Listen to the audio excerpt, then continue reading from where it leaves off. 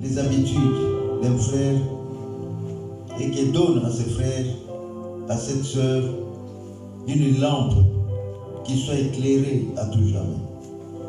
Parce que ton nom est le chemin, la vérité, la vie. Père, pendant que nous sommes encore ici bas, nous avons besoin de ton esprit et nous avons besoin de ta présence.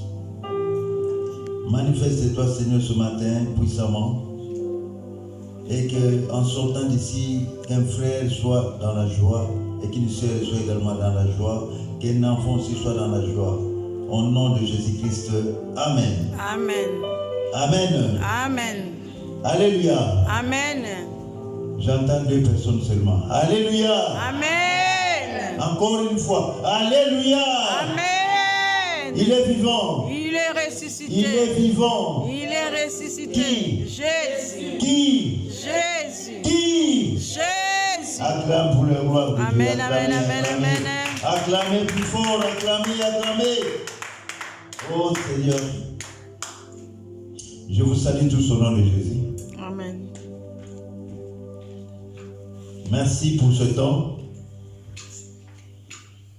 Bien-aimés, nous avons le thème de ce mois qui dit « Les 7 lampes du chandelier s'allument ». Les 7 lampes du chandelier s'allument. Je reviens encore sur l'exhortation que maman prophétesse avait donnée le dimanche passé.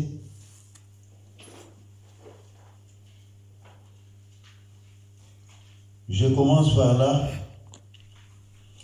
C'est dans le livre d'Exode 27, verset 20. Il est dit ceci: Tu ordonneras aux enfants d'Israël de t'apporter pour le chandelier de l'huile pure d'olive concassée, afin d'entretenir les lampes continuellement. C'est dans la tente de l'assignation, en dehors du voile qui est devant les témoignages, qu'Aaron et ses fils la prépareront, pour que les lampes brûlent du soir au matin, en présence de l'Éternel. C'est une loi perpétuelle pour leurs descendants et que devons observer les enfants d'Israël.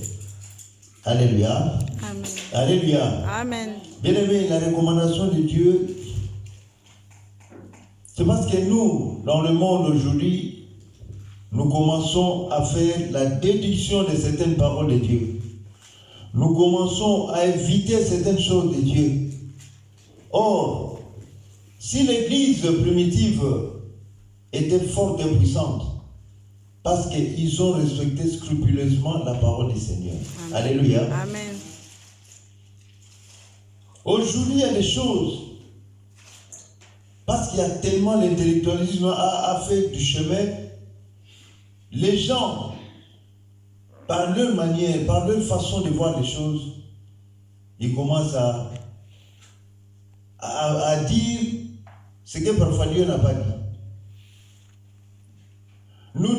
l'Église doit répondre aux attentes de Dieu.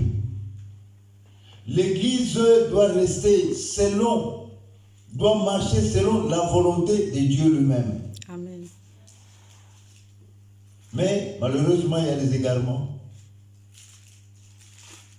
Mais tant que nous ne rentrons pas dans le système de l'Église primitive, certaines églises vont aller vers le déclin. C'est pourquoi nous devons avoir l'habitude, quand Dieu parle, que nous puissions nous mettre en application. D'ailleurs, Dieu a déjà parlé, il a tracé tout le chemin. Et quand il révèle, c'est pour nous mettre sur le droit chemin. C'est pour nous réveiller. Parfois on dort. Même un chauffeur qui est sur le volant, il peut bien voir le chemin qui est tout droit. Mais il suffit qu'il somnole au volant, il va se retrouver dans le ravin. Donc nous devons veiller à ce que Dieu a dit, à ce que Dieu a donné. Tout ce que Dieu a donné, tout ce que Dieu a dit, ce n'est pas pour son bien. Lui, il est heureux. Lui, il est assis sur son trône. Personne ne peut l'ôter sur ce trône-là. Personne ne peut l'enlever sur ce trône-là. Même Jésus-Christ qui est sur son trône, il est là définitivement jusqu'à la fin du temps. Personne. Mais ce qu'il donne, ce qu'il nous recommande, c'est pour notre bien. C'est pour le bien de la famille. C'est pour le bien de la société. Aujourd'hui, nous voyons ce que nous vivons aujourd'hui. Le monde vacille. Pourquoi? Parce qu'il y a trop d'intellectuels. Trop de gens qui se disent des savants. Mais en réalité, si tu vois un savant, c'est Dieu lui-même. Car Dieu a créé. Il a fait toutes choses bon. Mais nous retravaillons ce que Dieu a créé. Nous ne créons rien, mais nous disons savant. Nous créons. Nous recréons. Parce que l'homme recrée son travail à partir des éléments qu'il trouve sur place, mais ce n'est pas lui qui les a mis. Dieu nous aime pour que nous soyons dans la joie, pour que nous soyons éclairés, pour que nous soyons illuminés, brillants. Mais parfois, malheureusement, il y a des choses qui arrivent, mais que les gens qui sont éveillés, qui sont prudents, qu'ils voient ce qui se passe dans le monde pour comprendre là où nous en sommes. Et c'est la faute à Dieu ou c'est la faute des hommes? Alors quand tu vois tout cela, il faut faire une analyse sérieuse pour comprendre qui je dois suivre. Où est-ce que je peux attraper la lumière? Comment je peux allumer ma lumière? Comment je vais faire pour que ma lampe ne soit pas dans le ténèbre? Comment je dois faire pour que ma vie ne sombre pas? Aujourd'hui, ça ne choisit plus. Vous verrez parfois un petit enfant qui est encore à l'âge de l'école, 20 ans. Mais la vie est gâchée. Tu verras parfois des gens qui ont étudié. Souvent, quand moi je vois, j'observe quelqu'un qui a fait l'université, il est docteur. Mais vous le voyez dans la maison d'un féticheur.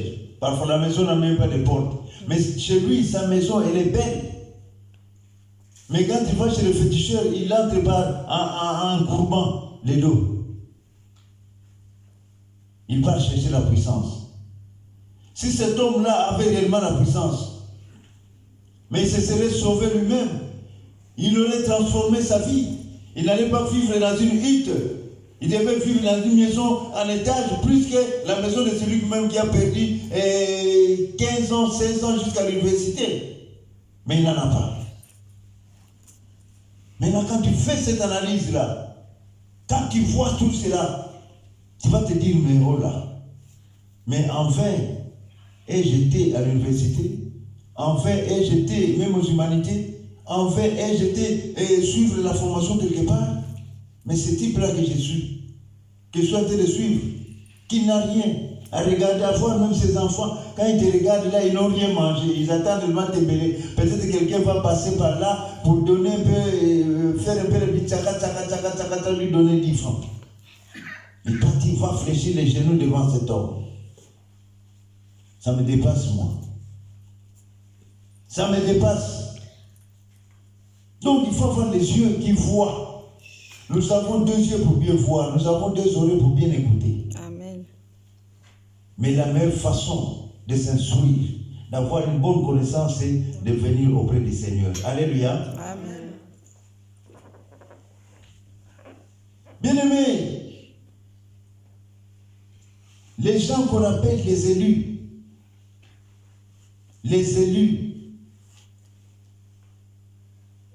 là si je prends le livre d'Apocalypse, Apocalypse chapitre 1er, au verset 17 à 20. Chapitre 1er, verset 17 à 20.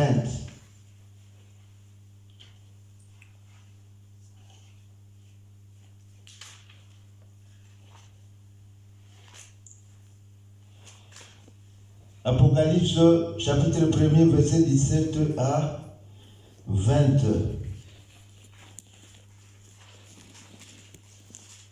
Je lis au nom du Seigneur. Quand je vis, je tombais à ses pieds comme mort. Il posa sur moi sa main droite en disant, ne crains point. Je suis le premier, je suis le dernier et le vivant. J'étais mort et voici je suis vivant au siècle des siècles. Je tiens les clés de la mort et du séjour de mort. Écris donc ce que tu as vu, ce qui est et ce qui doit arriver ensuite. Le mystère de cette étoile que tu as vu dans ma main droite et de cet chandelier d'or. Les 7 étoiles sont les anges de cette église et les 7 chandeliers sont les 7 églises. Alléluia. Amen. Alléluia. Amen. Bien-aimé, je disais tout à l'heure que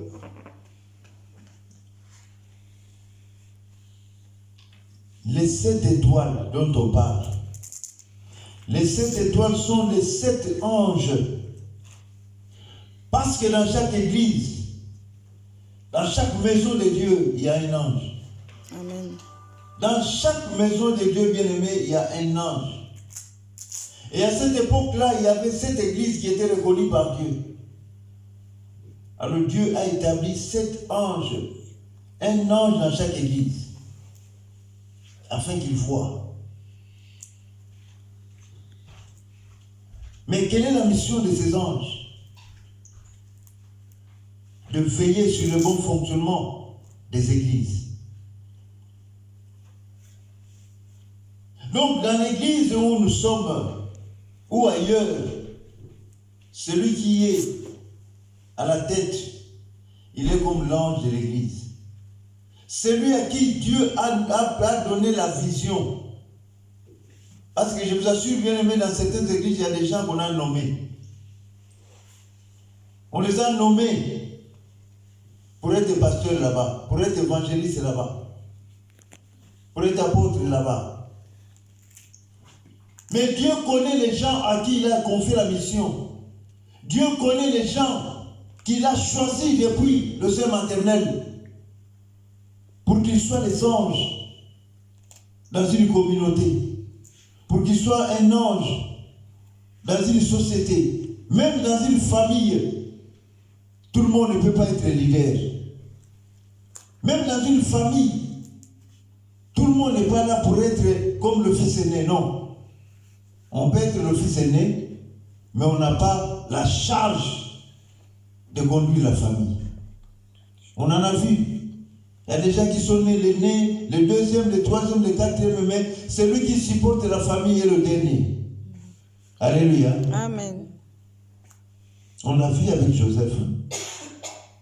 On l'a vu avec Joseph. Amen. Donc, Joseph était comme l'ange de cette famille de Jacob.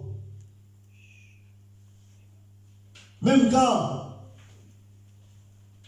et dans la famille de David également, quand Samuel, le prophète Samuel est allé pour bénir un enfant, il ne le connaissait pas.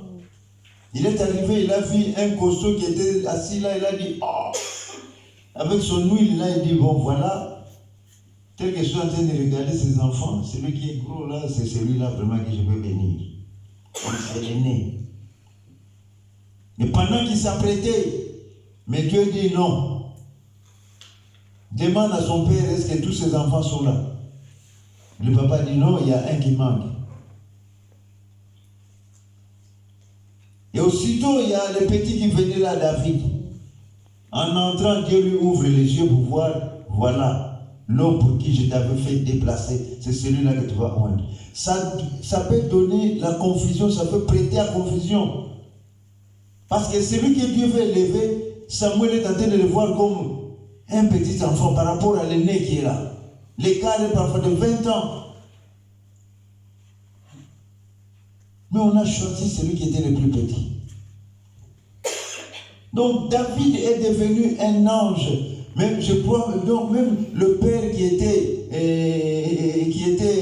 un pasteur, c'est-à-dire qui protégeait, qui nourrissait les brebis. Mais le jour où David est arrivé au trône, ce père-là a quitté le village. Ce père-là a quitté le village. Donc il est devenu un ange pour son père. Et il recevait toujours les instructions de Dieu. Il ne s'égarait pas. Il voulait mettre en pratique tout ce que Dieu lui disait. C'est ce qu'il mettait en pratique. C'est pourquoi Dieu lui a dit, l'homme selon mon cœur. Alléluia. Amen. Est-ce que tel que tu es là, tu es vraiment le cœur de Dieu? Dans ta famille, comment on te considère? Comme leader ou comme moins que rien? Comme une chaussette trouée? On te considère comment? Toi-même, quand tu restes sur place, tu dis, mais moi, par rapport à mes frères, ils ne me voient pas. Ils ne me voient pas. Parce qu'eux, ils ont des maisons, eux, ils ont des immeubles, eux, ils ont des appartements, ils ont de belles voitures. Mais moi, je suis dans une maison, je loue d'ailleurs, je n'ai pas encore acheté. Ce n'est pas ça. Ce que Dieu a mis en toi, c'est ça qui fait que ta famille est protégée. Alléluia. Amen. Ce que Dieu a mis en toi, c'est ça qui fait que tes frères, même si eux, ils ont des histoires de biens matériels, mais Dieu n'a pas voulu que tu reçoives avant eux. Mais il sait qu'il a un programme avec toi et il va l'accomplir. Alléluia. Amen. Ne vois pas ce qui est matériel. Parce que la préparation que Dieu est en train de faire, parfois il sait que tu n'as pas encore atteint le niveau, tu n'as pas encore bien allumé ta lampe. Et quand ça commence à s'enflammer, il y a des vautours qui sont à côté, il y a des éperviers qui sont à côté, il y a des renards, et ils viendront tout pour détruire. Il est en train de gérer la situation. Amen. Ne sois pas pressé, bien ami. Donc, tu es une étoile dans ta famille, mais Dieu a essayé un peu de cacher, que les gens ne voient pas. Qu'on te considère comme un et l'autre côté. Ah, il n'a rien. Na mwana qui écoute toujours, dans le château, na gare, nous avons sauvé cirage, je vois que nous avons un sapato. C'est que ça va être une zoologie. Les gens peuvent se moquer de toi. Mais la lampe est à l'intérieur de toi. Dieu connaît cette lampe-là. Ce n'est pas pour rien qu'il t'a dit, va là-bas, sois instruit, respecte mes commandements, garde la fidélité. Je vais changer ta situation d'ici là. Et les gens vont s'étonner, les gens vont se dire, mais non, cette personne qu'on voyait comme si un moins que rien, il n'avait rien. On va dire qu'il est allé chez le mandol. Il est allé dans les sciences occultes. Il est allé, mais pendant que tu passes par là, tu viens à la prière, tout le monde te voit. Tout le monde t'observe. Tu as là où il a bus, tu as là où il a train, tu as là où il a ce qui est trottinette. Il n'a rien. Mais un jour, il y a un jour. Amen. Il y a un jour, bien-aimé, Amen. où cette lampe-là qui est à l'intérieur va éclore jusqu'à l'extérieur. Gloire à Jésus. Alléluia. Amen.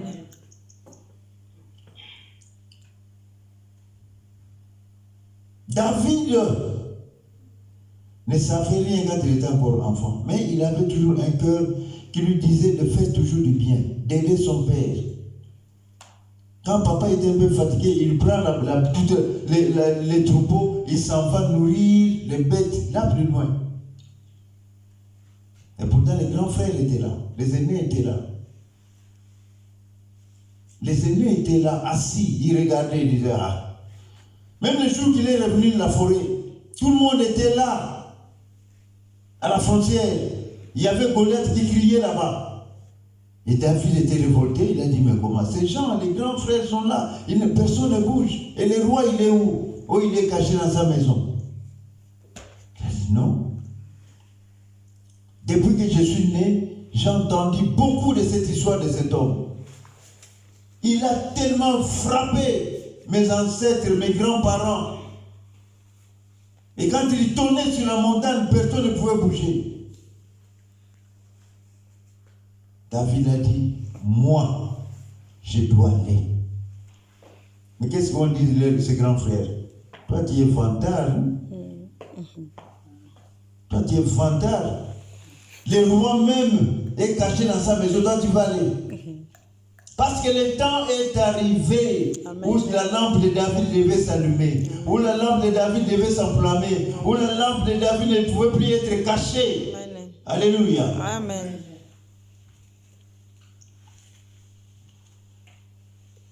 David, il a fait, il a parlé, il a dit non, moi je dois aller. Vous savez, il n'y a pas de gens qui découragent les gens dans le monde. Dieu t'a dit, il faut passer par là, il faut passer par ce chemin-là, pour qu'à la fin, je te donne la coupe. Alléluia. Amen. Il y a des histoires, il y a des chemins par où on est passé.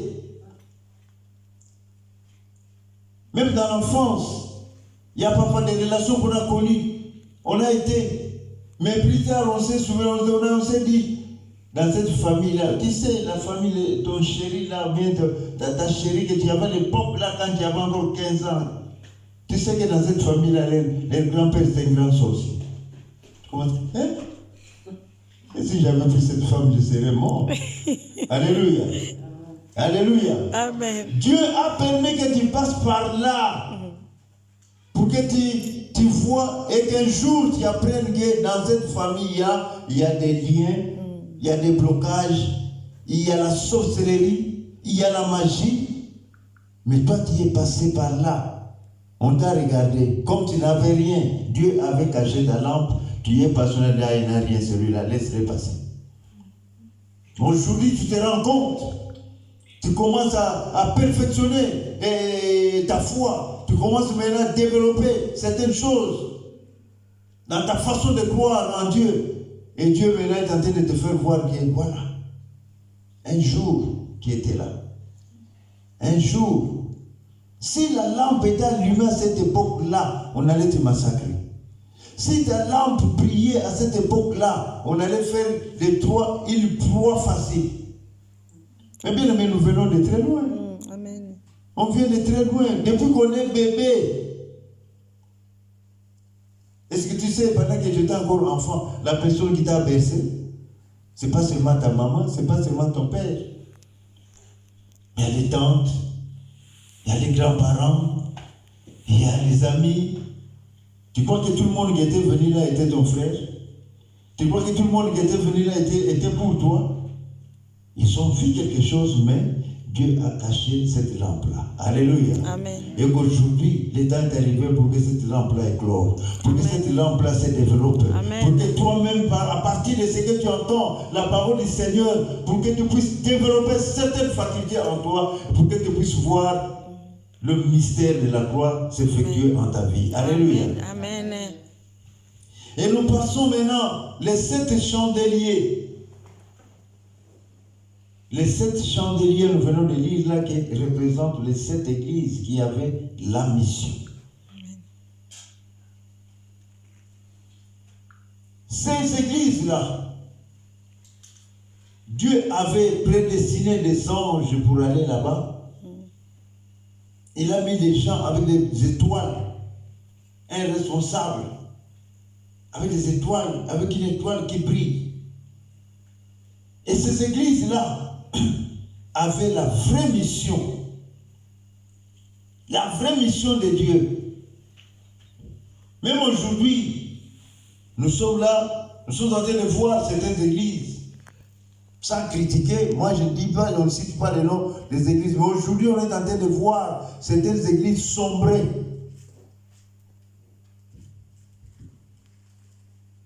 Mais l'église de Dieu doit être vivante. L'église de Dieu doit être rayonnante. L'église de Dieu doit être dans la joie. Amen. Ce sont ces chandeliers-là, comme les chandeliers qui est ici. Voilà. Comme ces chandeliers-là. À l'époque, il y avait l'église d'Éphèse, l'église de toutes ces églises-là, il y en avait 7. Dieu les avait identifiés. Mais quelle est la mission que Dieu a confiée à l'église?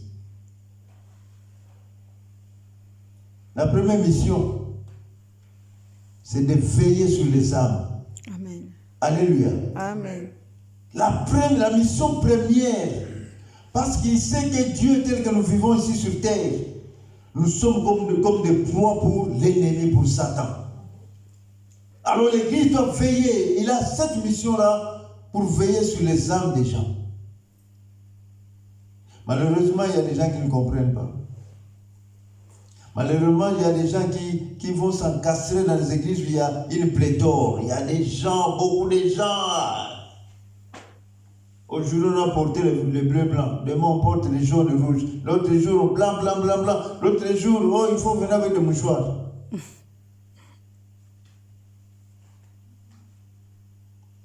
L'église, la mission première de l'église, c'est de veiller sur les âmes. Parce que Dieu nous en demandera des comptes. Amen. Qu'on le veuille ou non. Nous serons jugés en fonction de ça.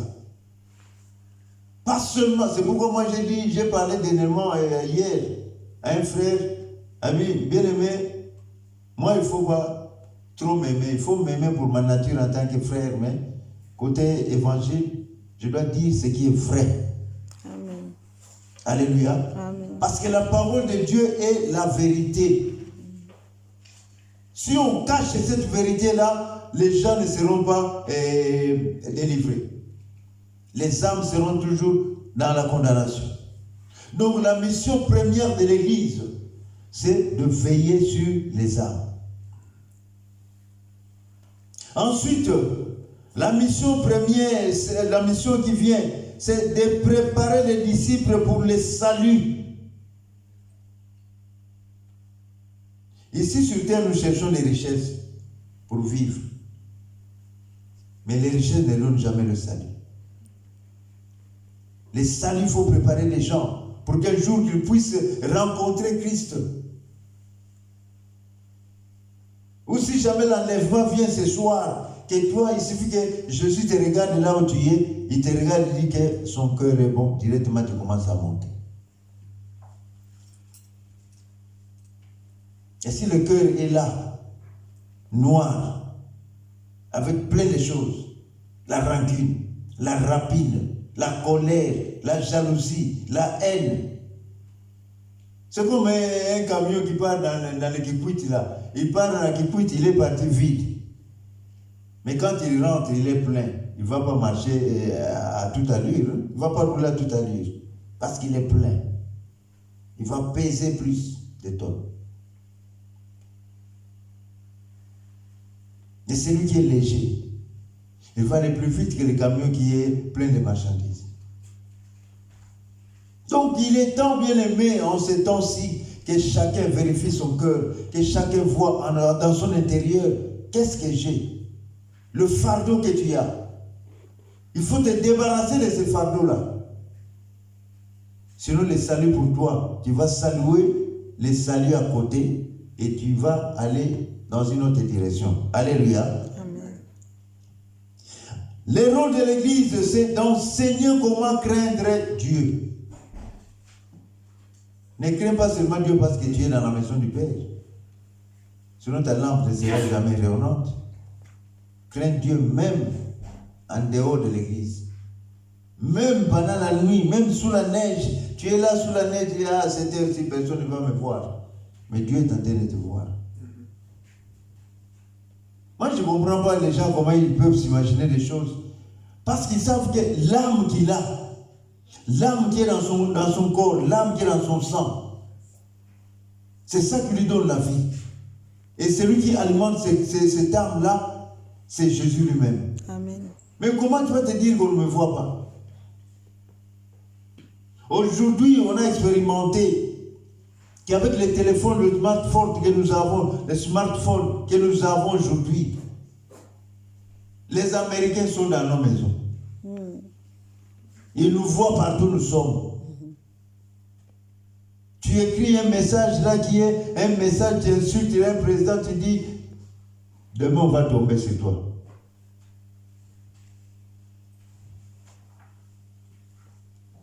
Donc on ne sait pas se cacher.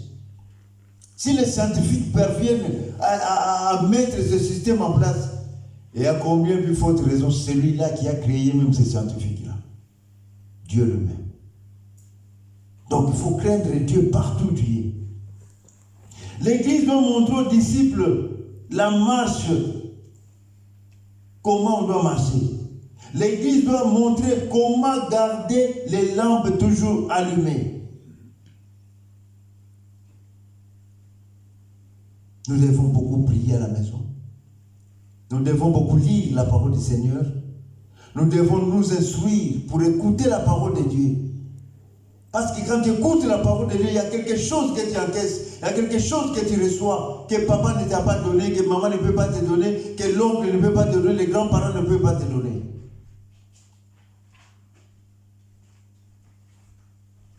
Là, c'est le travail de l'esprit de la lettre. Là, la lettre est en train de s'exprimer. Parce qu'on voit les Écritures, mais ce qui est derrière les Écritures, on ne sait jamais. C'est l'Esprit de Dieu. Montrer comment aimer. Tu aimes réellement ton frère? Tu aimes réellement ta soeur? Tu aimes aussi ton frère dans le Seigneur? Tu aimes aussi ton pasteur? Tu aimes aussi ton visionnaire ou bien ta visionnaire? Tu aimes aussi l'amour? En gros, tu l'as dans ton cœur. Parce que tu entends toujours parler de l'amour. L'amour, ce n'est pas ce qu'on voit dans la rue. Les gens qui sont en train de se becqueter à tout moment. Ce n'est pas ça. Mais le vrai amour de Christ, c'est voir son frère en face, comprendre ce qu'il est. Est-ce qu'on est en mesure de l'aider cet homme-là? On est en mesure d'aider cet enfant-là? C'est cet amour-là que Dieu demande.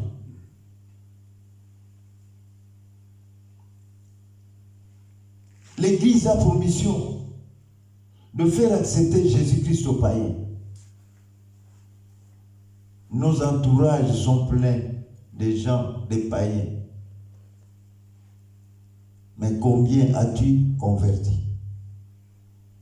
Combien as-tu ramené ici à l'église? Que vous soyez enfant, que vous soyez papa, que vous soyez maman, combien vous avez ramené ici à l'église?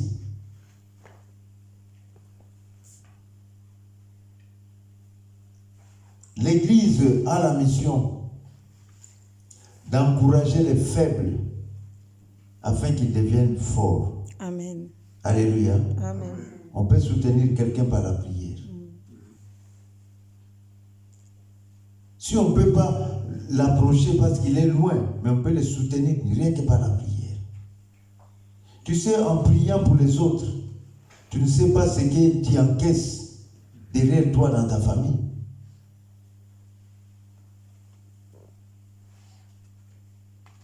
Quand on était en 40 jours ici, au mois de janvier, Dieu m'avait révélé, ne prie pas seulement pour les gens que tu connais. Je t'avais montré, je t'avais amené aux États-Unis là-bas, tu as vu les prisonniers, et maintenant il faut commencer à prier pour tous les prisonniers du monde. Chaque jour, j'ai eu cette fonction, cette tâche-là de prier pour les prisonniers en commençant par les continents américains. Je connais personne là, mais il m'a recommandé de le faire. De prier pour les prisonniers qui sont dans les continents américains. De prier pour les prisonniers qui sont dans les continents européens, Asie, et Océanie et en Afrique.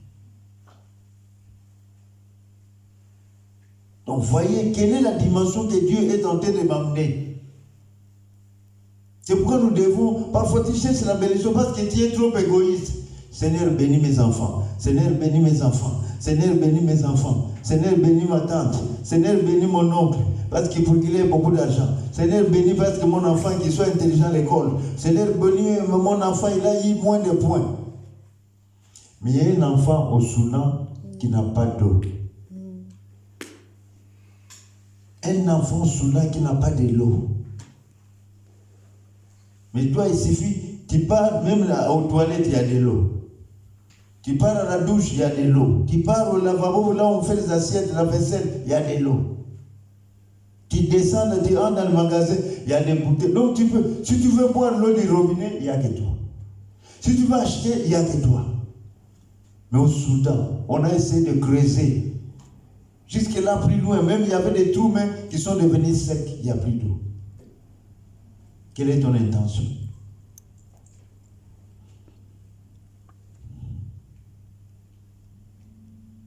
Donc, les églises, là où Dieu a envoyé ses anges, ce sont ces églises qui ne marchent pas ou qui n'adorent pas les idoles. Une vraie église n'a pas besoin des idoles, n'a pas besoin de vedettes. Soyons sérieux. Amen. Même Jésus a dit, on lui a appelé un bon berger, mais Jésus a dit, ne m'appelez pas bon berger, il y a des bons bergers que mon Père. Alléluia. Amen. Aujourd'hui, nous sommes en train de louer le Seigneur. Mais il a refusé d'être, qu'on l'appelle bon berger. Il a dit non, il n'y a que mon Père. Donc, on ne peut pas être dans l'église, on peut te respecter en tant que pasteur, en tant que servant de Dieu, en tant que qui, on peut te respecter. Mais si tu mets dans ta tête le mathuvisme, qu'on me voit moi, que je suis là, que je vis, tu es perdu. Alléluia. Amen. Alléluia. Amen. Mais quel est le mécanisme maintenant pour garder la lampe allumée? Il y a la vie de prière d'abord. Amen. La vie de prière. Si ça te manque, tu es foutu. Et il faut commencer à prendre dès que tu es encore à bas âge. Il ne faut pas attendre. Vous savez, il y a des gens qui ne savent plus prier aujourd'hui. Il a atteint l'âge de 50 ans, 60 ans. Quand on dit de prier, il sent comme si on lui a fait porter 2 sacs de ciment. Je vais commencer par où? Je veux prier comment? Donc, l'organigramme tel que, pour faire une bonne prière, il ne le connaît pas. Or, profitez-en aussi. Pour prier, faire une bonne prière, il faut commencer par adorer ce Dieu-là. Tu l'adores. Seigneur, tu es merveilleux. Tu es tellement bon. Tu m'as donné le souffle de vie. Tu m'as fait grâce d'être parmi les vivants. Tu l'adores. B, c'est de reconnaître d'abord ses erreurs. Que tu as un corps fragile. Tu as un corps qui pêche à chaque seconde. Même par la pensée, tu pêches. Le C, c'est d'inviter l'Esprit de Dieu, désirer l'Esprit de Dieu. Ou même de commencer par les sangs d'abord, les sangs de Jésus, qui lave ton âme. Ça, c'est le point C. Qui lave ton âme. L'âme de l'homme est son disque dur. Amen. Tout ce que tu fais, des jours ou des nuits, le matin comme le soir, que ce soit des bons ou des mauvais, tout est inscrit sur l'âme. Ton âme. C'est l'âme qui sera jugée, ce n'est pas le corps que tu as là. Le corps, tout le monde sait que l'homme a été créé de la poussière de la terre. Donc tu vas rentrer dans la terre, ce corps-là. Mais ton âme, si tu n'as pas le temps d'effacer ce que tu as fait dans ta vie, que ton âme rayonne, que ton âme brille, la destination de ton âme, tu la connais toi-même, avant même que tu quittes la terre. Personne ne te le dira, toi-même tu sais. Donc ça c'était le point C, le sang. Et le point D, c'est l'esprit. Amen. Il faut être rempli du Saint-Esprit. Rempli. Vous savez, j'ai appris la prière à mes soeurs là-bas au Congo. Je leur ai dit, mais vous savez, pour demander du pain à quelqu'un, on ne peut pas dire, donne-moi du pain, donne-moi du pain, donne-moi du pain. Non, il suffit de dire seulement, mon frère, donne-moi du pain. Une seule fois, il a entendu. S'il a du pain, il fait quoi? Il te donne. Mais il faut insister que Dieu te remplisse de son esprit. J'ai appris à mes soeurs, on a prié. On a prié pendant un peu longtemps. Alors je leur ai dit, vous savez, quand on est rempli du Saint-Esprit, on devient léger. Maintenant, on va aller attaquer ceux qui nous font du mal. Nous allons entrer dans leur maison. Vous savez, il y a mon cousin qui a fui la chambre. Il y a mon cousin qui a fui la chambre, le cousin dont je vous avais parlé, qui m'avait volé mon diplôme. Il a fui la chambre. Il a une maison de 4 chambres. Maintenant, lui, sa femme, ses enfants, ses petits-enfants, ils sont tous entassés sur le salon. Et ça, ils disent que dans la chambre, ils sont en train de voir des choses. Donc, quand tu es rempli, bien-aimé, c'est ça que les sorciers font. Quand les sorciers font des incantations, il fait des incantations, finalement, il dit, bon, je vais aller chez ces messieurs-là. Et si tu n'es pas armé, il va entrer dans ta maison. Alléluia. Amen. Donc, quand tu es rempli du Saint-Esprit, même tes paroles, moi quand je prie, je demande toujours que mes lèvres soient comme la bouche de Samuel. Samuel en Israël. On a parlé de Samuel, on a dit qu'aucune des paroles de Samuel n'était tombée à terre de son vivant. Donc tout ce qu'il parlait était canalisé. Si Samuel te dit que ne va pas sur ce chemin-là, va à gauche, ne va pas à droite. Il y a des embuscades là-bas, si tu fais la tête, tu vas tomber. Quand tu as la foi en Dieu, tu demandes l'esprit, cet esprit-là. C'est pourquoi, bien aimé, parfois, quand on voit des gens, quelqu'un qui prie, mais tout le temps, quand il se réveille, il dit, ah, on m'a attaqué aujourd'hui, ah, j'ai pas bien dormi, Ce sorcier-là, il est fort. Tu commences à féliciter les sorciers. Alléluia. Et où est ton esprit alors? Parce que Dieu a dit qu'on nous a donné l'esprit de force et non un esprit de faiblesse. Il faut bien veiller sur ça. Amen. C'est pourquoi c'est la raison pour laquelle nous devons être à l'église. Pour que nous soyons formés. Pour que nous sommes gagnants. Et à la fin de la prière, le point D, où est, c'est de dire merci tout simplement au Seigneur par rapport à tout ce que tu as demandé. Tu dis merci. Donc tu crois directement que ce que tu as demandé, tu l'as reçu et tu le verras s'accomplir. Alléluia. Amen. Dans le mécanisme, nous avons parlé de la prière et nous allons suivre la sanctification. Il faut se purifier. Il faut se sanctifier de tous les jours.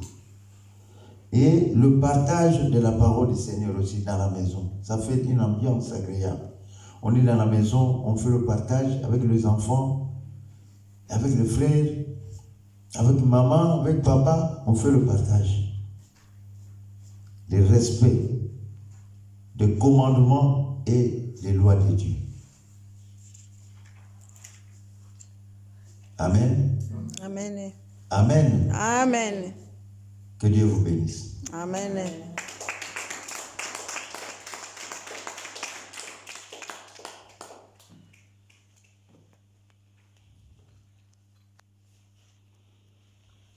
Prions. Père éternel, Papa, merci. Tu as parlé, tu as instruit.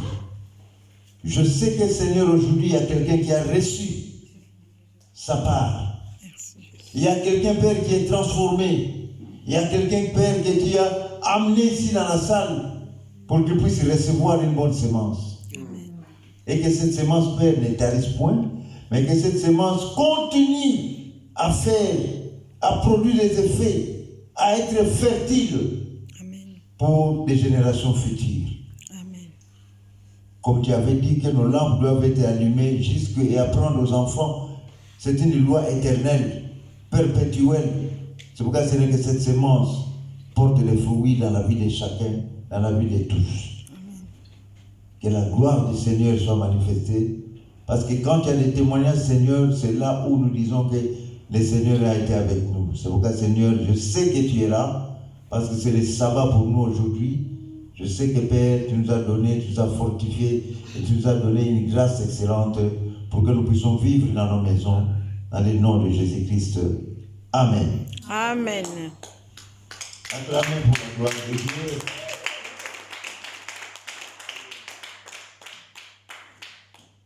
Dans notre temps, l'heure est là. Nous allons passer aux offrandes et à des annonces.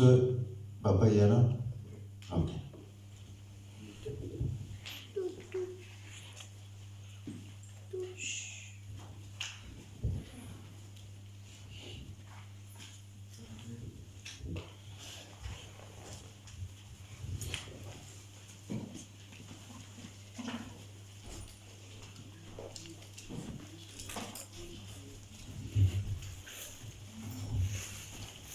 Nous passons au moment des offrandes.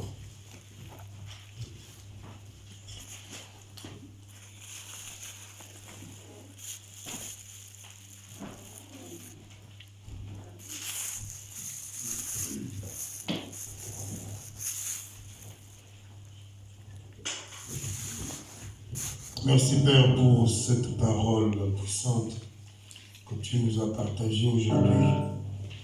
Maintenant Père, nous passons à ce moment des offrandes que tu puisses Seigneur pourvoir aux besoins de cette Église. Accorde à tes enfants la faveur de participer à la croissance de ton Église. Au nom de Jésus-Christ. Amen. Amen. Je chanterai de tout cœur les merveilleux de mon papa Yahweh. Il m'a ôté des ténèbres, il m'a délivré de tout péché. Je chanterai de tout cœur les merveilleux de mon papa Yahweh. Il m'a ôté des ténèbres, il m'a délivré de tout péché. Mon papa est fidèle, il ne m'a pardonné jamais. Je n'ai plus rien à craindre, car Yahweh m'a libéré. Mon papa est fidèle, il ne m'a pardonné jamais. Je n'ai plus rien à craindre, car Yahweh m'a libéré. Merci beaucoup. Les annonces. Nous allons commencer une semaine de prière. À partir de ce lundi, nous avons jeûne et prière.